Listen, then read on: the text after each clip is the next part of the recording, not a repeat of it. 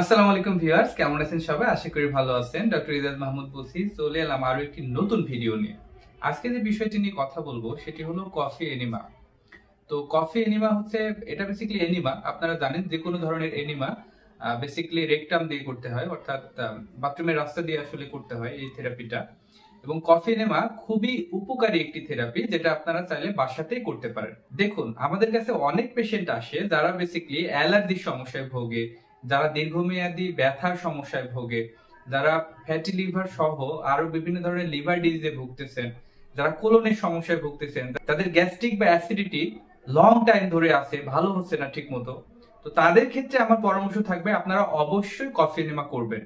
এবং গবেষণা যেটা বলতেছে যে কফি এনিমার যে আবিষ্কারক গেটসন নামের একজন ভদ্রলোক, 1930 সালে জার্মান আমেরিকান বিজ্ঞানী আর কি, উনি বেসিক্যালি কফি এনিমাটা আবিষ্কার করে। এবং গেটসন থেরাপি ক্যান্সারের চিকিৎসায়ও খুব পপুলার ভাবে কিন্তু একটা সময় ব্যবহৃত হয়ে আসছিল।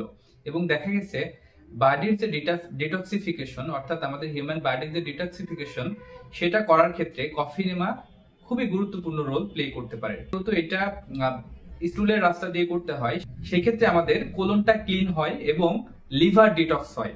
মেজর দুইটি কাজ আমাদের শরীরে সংগঠিত হয়। এবং আপনারা জানেন যে কোলনের সাথে আমাদের অনেক ডিজিজের সম্পর্ক আছে, বিশেষ করে আইবিএস, আইবিডি বা দীর্ঘমেয়াদী কোলনের সমস্যায় যারা ভোগে তাদের ক্ষেত্রেও কিন্তু কফি এনিমাটা খুবই ইফেক্টিভ হতে পারে। এখন কথা হলো যে কফি এনিমাটা আমরা কতদিন করব এবং সেটা কিভাবে করা উচিত। দেখুন, আমরা প্রত্যেকেই কিন্তু 12 ঘন্টা পর পর ব্রাশ করি, তাই না? আমাদের মুখ পরিষ্কারের জন্য, দাঁত পরিষ্কারের জন্য। বাট আমাদের যে কোলন, লার্জ ইন্টেস্টাইন যে পার্টটা, যেখানে বেসিক্যালি স্টুলটা জমা হয়, আমরা কিন্তু সেই জায়গাটা পরিষ্কার করি না। বেসিক্যালি আমি যদি বলতে যাই যে একজন সাধারণ মানুষেরও মাসে অন্তত 4 বার কফি এনিমা করা উচিত। কারণ কফি এনিমার মাধ্যমে আপনার শুধু গাটি ক্লিন হবে না, এটা বেসিক্যালি যাদের স্ট্রেস অ্যাংজাইটি বেশি আসে সেটার ক্ষেত্রেও কিন্তু খুবই গুরুত্বপূর্ণ ভূমিকা পালন করে এই স্ট্রেস অ্যাংজাইটিটা কমানোর ক্ষেত্রে। তো যারা দীর্ঘমেয়াদী অ্যালার্জির সমস্যায় ভুগছেন বা এই ধরনের সমস্যাগুলোতে ভুগতেছেন, তাদের ক্ষেত্রে আমার পরামর্শ থাকবে, বা যাদের ওজন কমতেছে না, যাদের ওজনটা অনেক বেশি, তাদের ক্ষেত্রেও কফি এনিমা আমার রিকমেন্ডে থাকবে। কারণ কফি এনিমা ওজন কমাতেও হেল্প করে।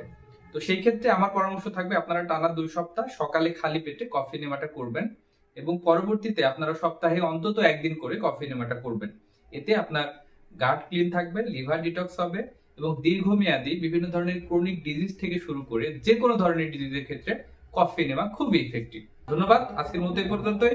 দেখা হবে নতুন কোনো ভিডিওতে। সেই পর্যন্ত সকলেই সুস্থতা এবং দীর্ঘায়ু কামনা করে শেষ করছি। আল্লাহ হাফেজ। আসসালামু আলাইকুম।